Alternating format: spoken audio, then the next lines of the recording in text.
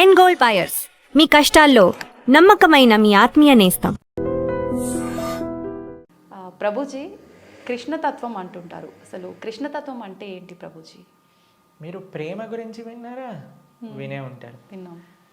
ప్రేమ, పరిపూర్ణమైన ప్రేమతత్వమే కృష్ణతత్వం అంటే. ఓకే. అయినా మూర్తీభవించిన ప్రేమ స్వరూపం, మూర్తీభవించిన ఆనంద స్వరూపం. భగవంతుడి గురించి మన శాస్త్రములలో సత్ చిత్ ఆనంద స్వరూపము అని భగవంతుడి గురించి అంటారనమాట. ఇప్పుడు చూడండి, కృష్ణుడి లీలలు ఎటువంటిది అని అంటే, ఎవ్వరు ఆయనని ఏ విధంగా ఆశ్రయించినా సరే ఆయనని అట్రాక్ట్ చేసేస్తారనమాట. ఆకర్షణ మనకి మన మన గ్రావిటీ అని అంటారు. మన భూమికి ఉంటుంది గ్రావిటేషన్ ఎనర్జీ. అది ఏం చేస్తుంది అని అంటే, పైకి ఏదైతే ఉంటుందో దాన్ని కిందికి లాగేస్తుంది అనమాట గ్రావిటీ వల్ల. అవును. కానీ కృష్ణుడు ఎలాంటి వాడంటే, ఎంత కింద పడిపోయిన వాడినైనా సరే పైకి లాగేస్తూ ఉంటాడు. అది ఆయన దగ్గర ఉండే శక్తి అనమాట. ఆయన యొక్క లీలల చేత, ఆయన యొక్క చేష్టితముల చేత, ఆయన యొక్క అద్భుతమైన తత్వం చేత అందరి మనసుని కూడా ఆకర్షించే వ్యక్తి కృష్ణుడు. అయితే ఇప్పుడు చూడండి, చిన్నపిల్లల్ని బాలలీలలు చేసి ఆకర్షించారు. అటు చిన్నపిల్లవాడుగా ఉన్నప్పుడు గోపికలందరినీ కూడా ఆయన ఆశ్రయించారు. దాని తర్వాత పెద్దగా అయ్యాడనుకోండి, మిగతా వాళ్ళందరూ తన యొక్క ఫ్రెండ్స్, తర్వాత ఇంకా యంగ్ గోపీస్ అందరూ కూడా కృష్ణుడిని ఆశ్రయించగలిగారనమాట. దాని తర్వాత కంసాదులందరూ కూడా కోపంతో అయినా సరే నిరంతరం కృష్ణుడి గురించే ఆలోచిస్తూ ఉండేవారు, కృష్ణుడితో గురించే ఆలోచిస్తూ ఉండేవారు. మిగతా భక్తులు, నారదాది భక్తులందరూ కూడా ప్రేమతో కృష్ణుడిని ఆశ్రయించారు. అర్జునుడు లాంటి వాళ్ళు ఫ్రెండ్షిప్తో కృష్ణుడిని ఆశ్రయించారు. కాబట్టి ఏ విధంగా చూసినా సరే అందరినీ కూడా తన యొక్క మ్యాజిక్లో పెట్టేసేవాడు అనమాట కృష్ణుడు అని అంటే. కృష్ణతత్వం మనకి అన్నిటికంటే పరిపూర్ణమైన తత్వము అని చెప్తారు భగవద్ అవతారములలో. మనకి భాగవతం చెప్తుంది, సాక్షాత్గా అన్ని అవతారముల యొక్క ఏదైతే మూల కారణం ఉందో అది కృష్ణతత్వం అని కూడా మనకి చెప్తారు శ్రీమద్ భాగవత ప్రమాణంగా మనం చూస్తే. ఓకే. అయితే స్వామి అద్భుతమైన ప్రేమ, ధర్మము, ఆనందము వీటన్నిటితో కూడుకున్న తత్వమే కృష్ణతత్వం అన్నమాట. ఓకే. అయితే ప్రభుజీ, హిందువులు కృష్ణుణ్ణి అసలు ఎందుకు పూజించాలి ప్రభుజీ? హిందువు అని అంటేనే రామకృష్ణాదులందరినీ కూడా ఆరాధన చేసేవారే. సనాతన ధర్మానికి ఒక మూల స్తంభం, లేదా ఒక విధంగా చెప్పాలి అని అంటే సనాతన ధర్మానికి ఒక అన్నిటికంటే ముఖ్యమైన గ్రంథం మనకి భగవద్గీత. కృష్ణుడిని గీతాచార్యుడు అని అంట. కృష్ణం వందే జగత్ గురుం. మనందరికీ గురువు ఎవరు అని అంటే అది శ్రీకృష్ణుడే. గీత ద్వారా అసలు హిందూ అని అంటే ఏంటి, సనాతన ధర్మానికి చెందినవారు అని అంటే ఏంటో తెలుసా అండి? మనకి భగవంతుడి పైన నమ్మకం ఉంటే మనం హిందువులం కాదండి, మనం సనాతన ధర్మానికి చెందిన వాళ్ళం కాదు. మన శాస్త్రముల పైన నమ్మకం ఉంటే మన హిందువులం అవుతాం. చాలా మంది అనుకుంటారు, మేము గుడికి వెళ్తామండి, మేము బొట్టు పెట్టుకుంటామండి, మేము భగవంతుడికి అగరబత్తి తిప్పుతామండి కాబట్టి మేము హిందువులం. Sorry sir, you are not Hindu. మనం ఎప్పుడైతే గీత, భాగవత, రామాయణాదులు అన్నిటినీ కూడా ఒప్పుకుంటాం అప్పుడు మనం హిందువులు అవుతాం అన్నమాట. ఎందుకంటే మనకి భగవంతుడి గురించి ఎలా తెలిసిందండి? మీ కృష్ణుడు ఉన్నాడు అని ఎలా తెలిసింది? భాగవతం నుంచి తెలిసింది. రాముడు ఎలా ఉన్నాడు అని తెలిసింది రామాయణం నుంచి తెలిసింది. మనం రామాయణము, భాగవతము, భగవద్గీత, ఉపనిషత్తులు, వేదములు వీటిని ఒప్పుకున్నప్పుడే మనం భగవంతుడికి నమ్ముతాము అని మనకి ఆచార్యులు చెప్తారనమాట. కాబట్టి ఆస్తికత అని అంటే గ్రంథములపైన నమ్మకం పెట్టడం, మన శాస్త్రములపైన నమ్మకం పెట్టడం, మన ఆచార్యులపైన నమ్మకం పెట్టడం. కాబట్టి మనందరికీ ఎవరైతే కృష్ణుడు భగవద్గీతలో ఒక విషయం చెప్తారు, ఏంటో తెలుసా అండి? అహం బీజ ప్రదాపిత అని అంటారు. మనందరికీ తండ్రి ఆయనే. మనందరం కూడా మమై వాంసో జీవలోకే జీవభూత సనాతన అని అంటారు గీతలో. మనందరం కూడా కృష్ణుడి యొక్క అంశములు, చిన్న tiny part and parcels of Krishna అని అంటారు. అంటే మీకు ఎక్స్ప్లెయిన్ చేయాలి అని అంటే, ఒక పెద్ద బంగారపు ముద్ద ఉందనుకోండి, 1 కేజీ బంగారపు ముద్ద ఉంది. మీకు ఒక ఉంగరం చేయించుకోవాలి అని అనుకోండి, దాంట్లో కొద్ది బంగారం తీసి మనం ఉంగరం చేయిస్తాం. అవును. కృష్ణుడు ఆ బంగారపు ముద్ద లాంటి వారనమాట, మనమేమో చిన్న చిన్న ఉంగరం లాంటి వాళ్ళం అనమాట. కాబట్టి మనకి కృష్ణుడికి ఉండే సంబంధం ఏంటి అని అంటే జీవేర స్వరూపహోయ్ కృష్ణేర నిత్యదాస్, మనందరం భగవంతుడి యొక్క దాసులం, భగవంతుడికి సేవకులం అనమాట. కాబట్టి ఆయన సేవ చేయకపోతే ఇంకా మనిషే కాదు కదండి. దుర్లభో మానుషో దేహో తదపి దుర్లభమర్థతం మనుష్యత్వం ముముక్షత్వం వైకుంఠ ప్రియదర్శనం. ఈ మానవ జన్మ లభించిందే భగవంతుని తెలుసుకోవడానికి.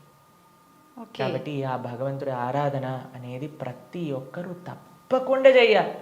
మన సనాతన ధర్మంలో కృష్ణ రామ ఆ యొక్క సేవ, వాళ్ళ యొక్క తత్వాలను మనం శ్రవణం చేయటం, వాళ్ళకి సేవ చేయటం అనేది చాలా ముఖ్యం. కాబట్టి ప్రతి ఒక్కళ్ళు కూడా చక్కగా కృష్ణుని ఆశ్రయించాలి, కృష్ణుడి యొక్క భక్తి చేయాలి. ఓకే.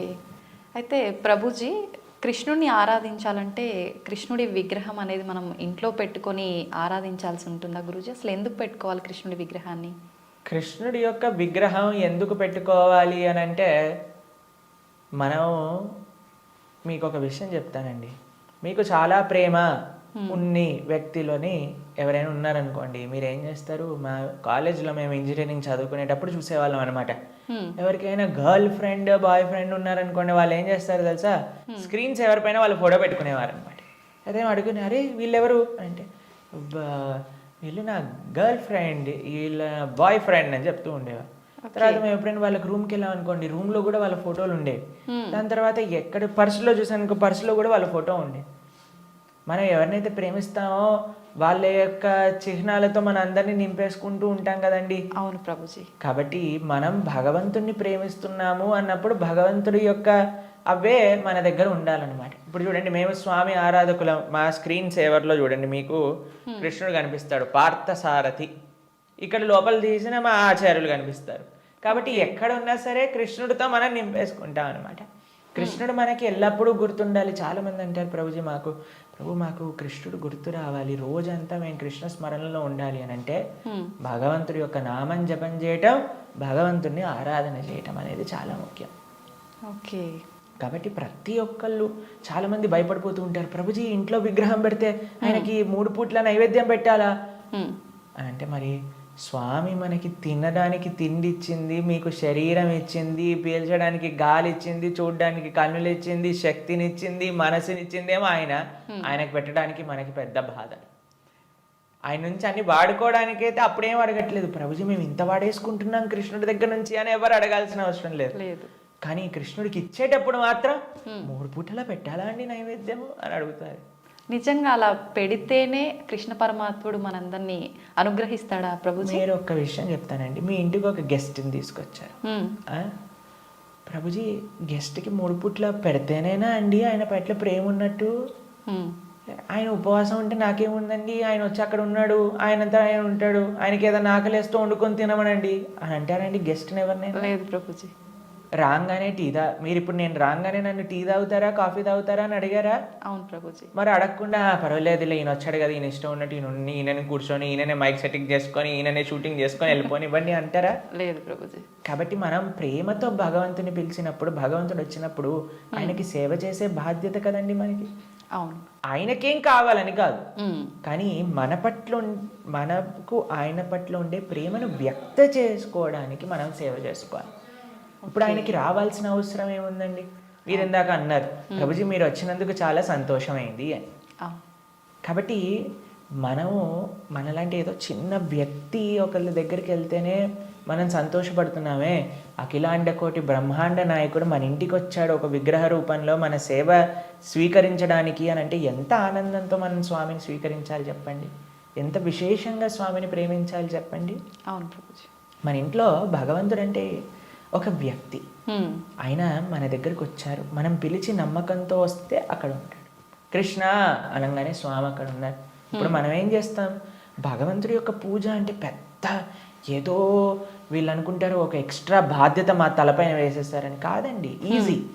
ఇప్పుడు నేను వచ్చాక మీరేమన్నారు? రండి కూర్చోండి, నీళ్లు తాగుతారా, ఏదన్నా తీసుకుంటారా, అంతే భగవంతుడి ఆరాధన.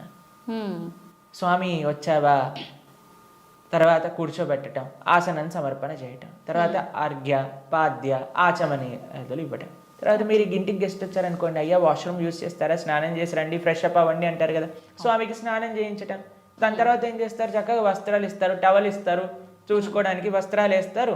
అయ్యా హాయిగా కూర్చోండి, మీకు భోజనం తయారు చేసి వచ్చాం, చక్కగా రండి, టిఫిన్ చేయండి, భోజనం చేయండి అని చెప్తాం. భగవంతుడికి నైవేద్యం పెట్టడం, అంతే పూజ అంటే.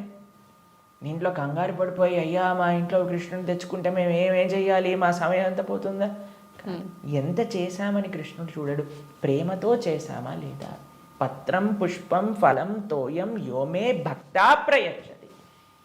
భక్తితో కానీ మనం పెడితే అది స్వామి తప్పకుండా స్వీకరిస్తారు. కానీ పెట్టాలి. చాలామంది విగ్రహాన్ని తెచ్చుకొని పూజ చేయాలన్నమాట. అలా ఉండకూడదు. మనం స్వామిని తెచ్చుకున్నప్పుడు మంచిగా ఆరాధన చేయాలి, ప్రేమతో పూజ చేయాలి. మా భక్తుల ఇంట్లలో మేము చూస్తామండి, ఎంత సుందరమైన శ్రీ విగ్రహాలంటే. ఫర్ ఎగ్జాంపుల్ మీకు ఒక విషయం చెప్తాను. మేము ఆదిలాబాద్ వెళ్తాం అప్పుడప్పుడు. అక్కడ గిరివర ప్రభు లక్ష్మీలీల మాతాజీ అని డివోటీస్ వాళ్ళ ఇంట్లో విగ్రహాలు ఉన్నాయి. వాళ్ళు ఎంత బాగా చేస్తారు, ప్రొద్దున పూట లేవంగానే స్వామికి చక్కగా వాళ్ళు ఉయ్యాల్లో పడుకోబెడతారు అనమాట రాత్రిపూట. అయితే పడుకునే ముందు ఏం చేస్తారు తెలుసా అండి, వాళ్ళు చక్కగా కాళ్ళు ఒత్తుతారు స్వామికి. కాళ్ళు ఒత్తి చేతులకి మాలిష్ చేసి తర్వాత పడుకోబెడతారు. అన్ని అలంకరణలు తీసేసి నైట్ డ్రెస్ వేసినట్టుగా పడుకోబెడతారు. పడుకొని ఇప్పుడు చలికాలం అనుకోండి, ఒక చక్కటి రజాయి షాల్ కూడా కలిపి పెడతారనమాట.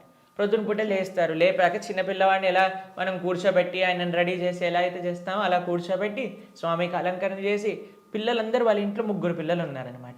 3 పిల్లలు వచ్చి భగవంతుడికి ఆరతి చేస్తారు. అమ్మ నాన్న అందరూ ఇంటిల్లిపాది భగవంతుడి యొక్క సేవ చేసుకుంటారు. మీకు ఒక విషయం చెప్తా, a family that praise together stays together. మనం అన్నీ చేస్తామండి. ఇంటిల్లిపాది అందరిని తీసుకొని సినిమాకి వెళ్ళొచ్చు, ఇంటిల్లిపాది అందరిని తీసుకొని హోటల్కి వెళ్ళొచ్చు, ఇంటిల్లిపాది అందరిని తీసుకొని పార్క్కి వెళ్ళొచ్చు. అయినా సరే మాకు ఫోన్ చేసి చెప్తున్నాను, ప్రభుజీ మా ఇంట్లో ఎవరు మమ్మల్ని అండర్స్టాండ్, పిల్లలు మాటినట్లేదు ప్రభుజీ, ఈయన గారు మాటినట్లేదు ప్రభుజీ, ఆవిడ మాటినట్లేదు ప్రభుజీ, తలనొప్పి వస్తుంది ప్రభుజీ. నేనంటే అమ్మ మీరు సినిమాకి తీసుకెళ్తున్నారు, సీరియల్ చూపిస్తున్నారు, పార్క్కి తీసుకెళ్తున్నారు, రెస్టారెంట్కి తీసుకెళ్తున్నారు, ఎప్పుడైనా మీరు నలుగురు కలిసి ఒకటేసారి భగవంతుడికి పూజ చేశారా? నలుగురు కలిసి నియమంగా ప్రతి వారం మేము గుడికి వెళ్తామండి, ప్రతి వారం మేము గోసేవ చేయడానికి వెళ్తామండి అని ఎవరైనా చేస్తున్నారా అంటే, లేదండి మా ఆయన గారు గుడికి రాదండి, నేను ఒక్కనే వెళ్తానండి, మా ఆవిడ గారు పూజ చేయరండి, నేను ఒక్కనే పూజ చేస్తానండి, మా పిల్లలు ఆడుకోవడానికి వెళ్తారు. ఏవైతే చేయకూడదో అన్ని నలుగురు కలిసి చేస్తున్నారు, ఏదైతే పని చెయ్యాలో కలిసి చేయట్లేదు కదా. మేము అన్నాం వాళ్ళకి, ఒక నెల రోజులు కలిసి మీరు ఆలయానికి వెళ్ళండి, నెల రోజులు కలిసి గోశాలకు వెళ్ళి గోసేవ చేయండి, ఒక నెల రోజులు కలిసి ఒక 5 నిమిషాలైనా సరే భగవంతుడు ముందు ప్రార్థన చేయండి అంటే, నెల రోజుల తర్వాత మాకు ఫోన్ చేశారు. ఫోన్ చేసి ప్రభుజీ ఇప్పుడు మేము ఇంతకు ముందు కంటే చాలా ప్రశాంతంగా ఉన్నాం, ఇంతకు ముందు కంటే చాలా మార్పు మా జీవితాల్లో వచ్చింది. కాబట్టి మేమన్నా ఇలానే చేస్తూ ఉండండి, ఇంకా శాంతి మీ ఇంట్లో పెరుగుతుంది. కాబట్టి మనకు ఒక కామన్ పాయింట్ కావాలి. ఆ కామన్ పాయింట్ మంచి సెంటర్ అయి ఉండాలి, అది భగవంతుడు. భగవంతుని కేంద్రంగా పెట్టుకుంటే, ఇప్పుడు మన ఇంటికి కేంద్రం ఏంటండి, డైరెక్ట్గా ఇంట్లో నుంచి రాగానే ఫస్ట్ మహావిశ్వరూప దర్శనం, పెద్ద ఎల్సిడి స్క్రీన్ టీవీ కనిపిస్తుంది మనకి. అవును ప్రభుజీ. కాబట్టి టీవీ మనకి కేంద్రం అయిపోయింది. టీవీలో ఏం చూపిస్తారండి, ఆ చెత్త ఈ చెత్త తప్ప ఏం అవసరమైన విషయాలు ఏం చూపించరు, ఇలాంటి ప్రోగ్రాంలు విషయం పక్కన పెడితే. కాబట్టి మనిషికి ఏది మంచిదో అది మనకి కేంద్రంగా ఉండాలి. ఇప్పుడు దురదృష్టవశాత్తు టీవీలు కేంద్రం అయిపోయాయి ఇంటికి. ఎంత పెద్ద టీవీ ఉంటే అంత గొప్ప స్టేటస్ నీది అని చెప్పుకునే వాళ్ళు కూడా తయారైపోయారు. మేము ఒక భక్తుల ఇంటికి వెళ్ళాం. జనరల్గా భక్తుల ఇంట్లలో టీవీలు చూడం మేము ఎప్పుడు కూడా. వాళ్ళు టీవీలు తీసేసి ఎక్కడైతే టీవీ ఉండాలో అక్కడ ఆలయం ఉంటుంది. మా ఇంట్లో కూడా టీవీ ఉండదండి. మా ఇంట్లో హాల్లోకి వెళ్తే ఫస్ట్ కనిపించేది మీకు మా పూజా గది, మా ఆరాధన మూర్తులు అన్నీ కూడా కనిపిస్తూ ఉంటాయి అన్నమాట.